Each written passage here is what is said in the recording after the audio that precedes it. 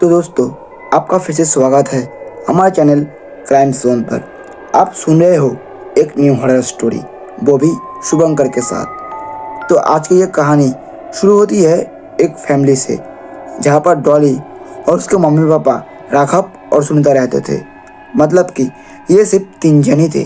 तो ये लोग जिस घर पर रहते थे, उस घर में ये लोग कुछ ही दिन पहले आए थे, और ये घर काफ़ी पुराना भी था और काफ़ी बड़ा भी था।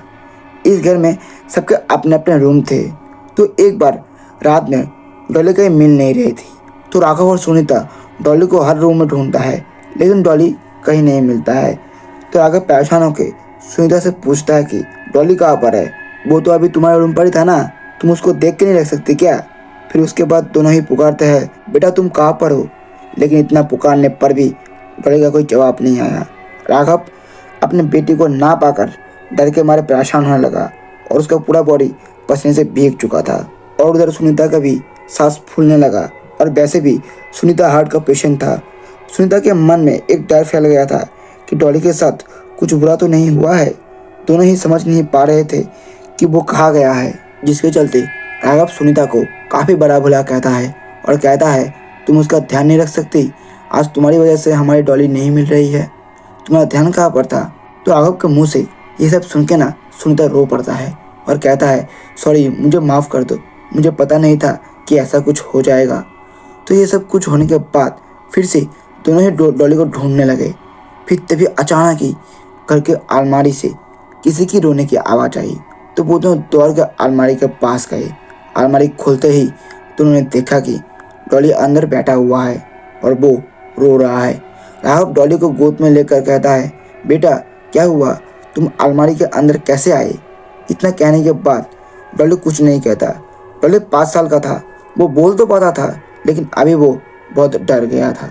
और वैसे भी राघव और सुनीता भी बहुत डर गए थे, इसीलिए वो दोनों भी और बात नहीं करते।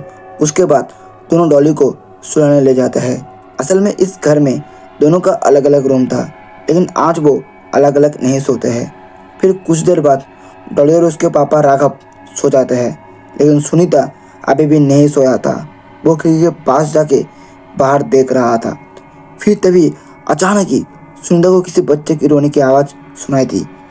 सुनीता जल्दी से अपने बच्चे के पास गया, तो उसने देखा कि डॉली तो सो रहा है। फिर सुनीता घर की लाइट को ऑन करता है, देखने के लिए कि घर में कोई है या नहीं। वो सोचता है घर के बाहर कोई हो सकता है, तो वो टॉर्च ऑन करके बाहर जाता है, लेकिन बाहर भी कोई नहीं होता है। वो ना थोड़ा हैरान हो गया, और उसके साथ वो थोड़ा डरने भी लगा, क्योंकि वो सोच रहा था अगर आसपास कोई नहीं है तो वो रोने की आवाज़ कहाँ से आ रहा था। खैर, इस बात को वो नज़रअंदाज करने लगा और रूम के अंदर जाने लगा। लेकिन तभी उसने नीचे के घर से किसी बच्चे की रोने की आवाज़ सुनी। सुनीता धीरे धीरे घर में गया और चुपके से दरवाज़ा खोला। वो अंदर धीरे धीरे जाने लगा, लेकिन तभी उसने देखा कि एक महिला, जिसका चेहरा आधा साइड जल गया था और वो बहुत डरावना भी लग रहा था, तो तभी उस महिला ने सुनीता के ऊपर हमला कर दिया, और उसके हाथ में एक चाकू था, जिससे वो सुनीता के पेट में चला देता है। और सुनीता जोर से चिल्ला उठता है, और वो राघव को बुलाता है। तो राघव कहता है, अरे अरे क्या हुआ सुनीता, तुमने कुछ बुरा सपना देखा क्या?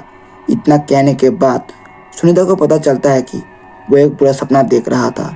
तब राघव सुनीता को कहता है, तुमने बुरा सपना देखा है, तुम सो जाओ, और वैसे भी कल सुबह हमको रूम सर्व करना है। तो इतना कहने के बाद राघव भी सो गया, और सुबह किसी ने जोर से चिल्लाया कि उस्ताद, सुबह हो गया है, जल्दी से उठ जाओ, हमें घर भी तो साफ करना है। तो इस आवाज़ को सुन के वो दोनों नींद से उठ जाता है और अपने बच्चों को भी जगा देता है। दरअसल दोस्तों, नीचे से राम सिंह नाम का एक आदमी बुला रहा था, जो कि इस घर का नौकर था।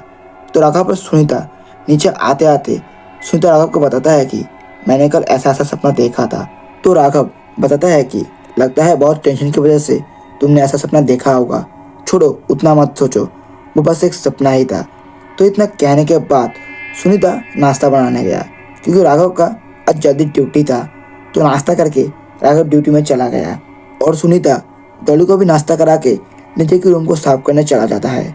तो घर साफ करते करते सुनीता को एक फ़ोटो मिलता है, जिसमें एक महिला अपने बच्चे को गोद में लिया हुआ है। वो उस फोटो को साफ करके फिर से वही जगह पर रख देता है। और उधर डॉली का भी बुखार था तो सुनीता दवाई पिला के फिर से नीचे आ जाता है। और नीचे राम सिंह पहले से ही बैठा हुआ था और उसके साथ एक 2 साल का बच्चा था, वो इधर उधर खेल रहा था। तो राम सिंह और सुनीता भी घर की साफ सफाई करने में लग गया। और नीचे एक बेसमेंट था तो सुनीता राम सिंह को कहता है कि वो बेसमेंट जरा साफ कर देना। तो ऐसे ही घर साफ करते करते पूरा दिन बीत गया था और तभी राघव भी आ गया था और तब तक पूरे घर का साफ सफाई भी हो चुका था। तो रात में खाना वाना बना के रात का डिनर करके राम सिंह कहता है कि तो सर आज मैं जाता हूँ, कल जल्दी से काम भी तो आना पड़ेगा। तो ये कह के राम सिंह बाहर से निकल जाता है। और इधर सुनीता भी अपने बच्चे को खाना खिला के उनको दूसरे रूम में सुला देता है और सुनीता भी खुद के रूम में चला जाता है। और राघव पहले से ही अपने रूम में था। तो सुनीता अपने रूम में जाते ही फिर से उसको किसी बच्चे की रोने की आवाज़ सुनाई दी और उधर राघव को भी किसी बच्चे की रोने की आवाज़ सुनाई दी। तो दोनों ही थोड़ा हिम्मत करके नीचे जाता है एंड नीचे जाकर देखता है कि चेयर में एक बच्चा सोया हुआ है जिसे सुबह राम सिंह ने लाया था। सुनीता सोचता है कि शायद राम सिंह ने अपने बच्चे को ले जाना भूल गया है, लेकिन वो फिर से सोचता है कि कोई अपने बच्चे को ले जाना कैसे भूल सकता है। खैर ये दोनों अब क्या करते, बच्चा था इसीलिए ये अपने घर ले जाते हैं। और कल की तरह ये दोनों अब एक ही रूम में आ गए थे सोने के लिए। तो वो बच्चा कुछ देर पर सो जाता है और इधर राघव और सुनीता भी सो गया। फिर रात के करीब 3 बजे रोने की आवाज़ सुन के राघव और सुनीता उठ जाता है एंड वो देखता है कि वो बच्चा रूम पर नहीं है।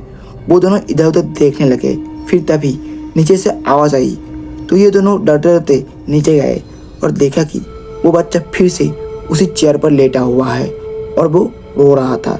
ये देख के दोनों बहुत ही हैरान हो जाता है कि भाई ये कैसे हो सकता है, एक छोटा सा बच्चा अपने आप कैसे नीचे आ सकता है। तो ये ना बहुत ही सोचने वाली बात थी। खैर ये एक बच्चा था इसलिए उन्होंने फिर से उस बच्चे को अपने रूम में ले जाता है। तो रूम में ले जाते ही उस बच्चे को बहुत खांसी आया और वो खून का उल्टी करने लगा। ऐसा देख के दोनों ही बहुत डर गए और सोचने लगे कि बच्चे को कुछ हो तो नहीं गया। फिर तभी राघव पानी लेने के लिए नीचे जाता है और सुनीता भी अपने बच्चे को एक बार देखने के लिए जाता है। तो ये दोनों जब बच्चे को देखकर और पानी लेके आते हैं तो वो देखता है कि वो बच्चा फिर से गायब हो गया है। दोनों ही बहुत ढूंढा लेकिन वो बच्चा कहीं नहीं मिला, इसलिए दोनों ही अपने बच्चे के रूम में सोने के लिए चले गए। तो अगले दिन जब सुबह ये दोनों नींद से उठे तो इन्होंने देखा कि वो अपने ही रूम में सो रहे थे और घर में खून का उल्टी भी नहीं था, सब कुछ सही था। दोनों ही कुछ समझ नहीं पाए कि उनके साथ ये क्या हो रहा है। फिर कुछ देर बाद राम सिंह नीचे से आवाज़ देता है कि सर उठ जाओ, सुबह हो गया है। तो ये सुन के वो दोनों दौड़ के नीचे जाता है और राम सिंह से पूछने लगे कल जो तुम अपने बच्चे को लेकर आए थे वो अब कहाँ पर है। ये सुन के राम सिंह थोड़ा हैरान हो जाता है और वो कहता है सर कौन सा बच्चा, मैंने तो अभी तक कोई शादी नहीं किया है तो मेरा बच्चा कहाँ से आ सकता है। ये सुन के राघव और सुनीता की पैरों तले जमीन खिंच गई थी। वो दोनों डर के मारे कांप रहे थे और उनका पूरा बॉडी पसीने से भीग चुका था। वो दोनों इतना डर गए थे कि दूसरे दिन ही ये दोनों इस घर से चले जाते हैं। तो दोस्तों आज की ये वीडियो हमारे यहाँ पर ही ख़त्म होता है। तो मिलते हैं नेक्स्ट वीडियो में, तब तक के लिए बाय एंड टेक केयर।